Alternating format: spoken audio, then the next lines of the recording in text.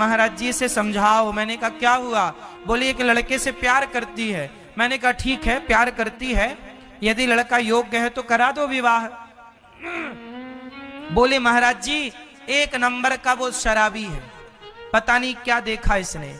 अब सोचो कुछ लड़कियों की ऐसी पसंद है, एक नंबर का बिगड़ैल लड़का जो शराबी है, जो स्वयं ना जाने कितनी लड़कियों के चक्कर में उलझा हुआ है, तुम उससे प्यार करती हो, बोलती हो हम तो प्यार किए हैं।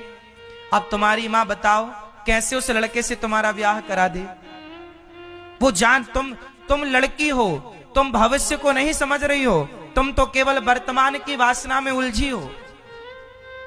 तुम्हें तो केवल अभी शरीर के सुख की परवाह है, जरा सी क्षणिक सुख चाहिए तुम्हें। पर तुम्हारी माँ तुम्हारा बाप बहुत दूर तक का देख रहे हैं। जो तुम नहीं देख पा रहे हो, जो बच्चे नहीं देख पाते, वो माँ बाप देखते हैं। क्योंकि माँ बाप की आंखें अनुभव की आंखें होती हैं, बच्चों की आंखें अभी पढ़ाई लिखाई की ठीक है। पर अभी तुम्हारी एक बात बताएं,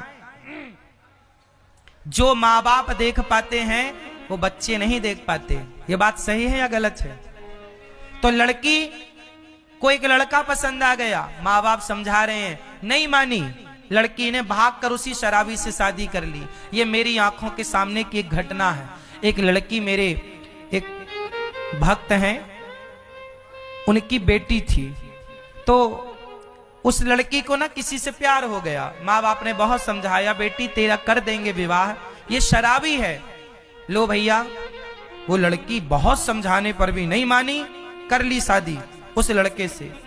शादी करने के बाद वो शराबी तो शराबी, शराब पी के आए और उसको मारना पीटना। पहले शुरू में तो ठीक था, शुरू में तो क्या शरीर की हवस होती है, वो पूरी हुई, फिर मारना पीटना शुरू किया। फिर लड़की इतना प्रताड़ित हुई, लौटकर घर आई।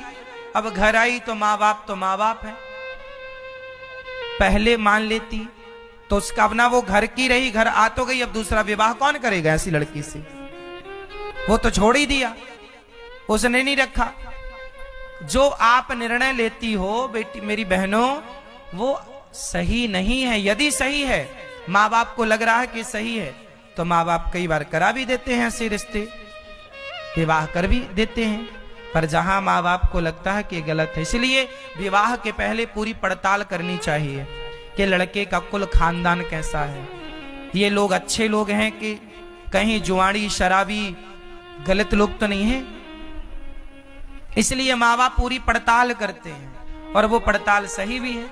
इसलिए ब्राह्मणों का विवाह ब्राह्मणों में करते हैं, क्षत्रियों का क्षत्रियों में, क्योंकि ब्राह्मणों की बातें, ब्राह्मणों की भावनाएं ब्राह्मण समझता है, क्षत्रियों की क्षत्रिय, वैश्यों की वैश्य, शूद्रों की शूद्र, खग जाने खगी की भाषा।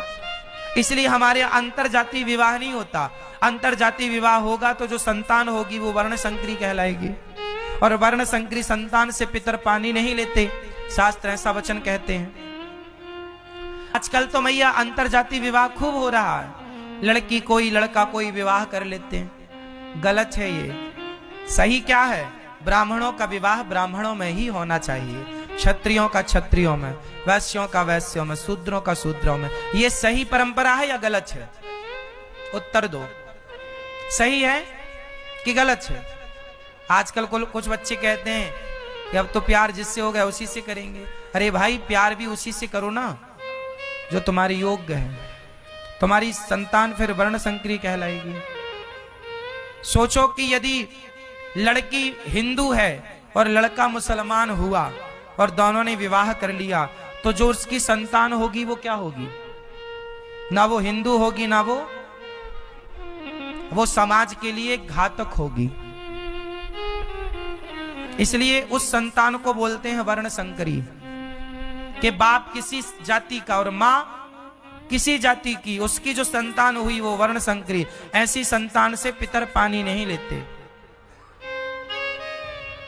इसलिए जो परंपराएं हैं वो फॉलो करिए। मनमाना आचरण करने से बहुत ज्यादा हानि होगी, समाज को, संस्कृति को, संस्कारों को बचाए रखिएगा। भगवान के 16,108 विवाह संपन्न हुए कृष्ण रुक्मणी माँ का संवाद हुआ है, उषा अनिरुद्ध का विवाह हुआ है, वाणासुर पर कृपा हुई, राजा नृग ने गौदान दिया। गौदान देखो, जीवन में गौदान जरूर कीजिएगा। गाय ही वैतरणी से पार लगाएगी, इसलिए गौदान।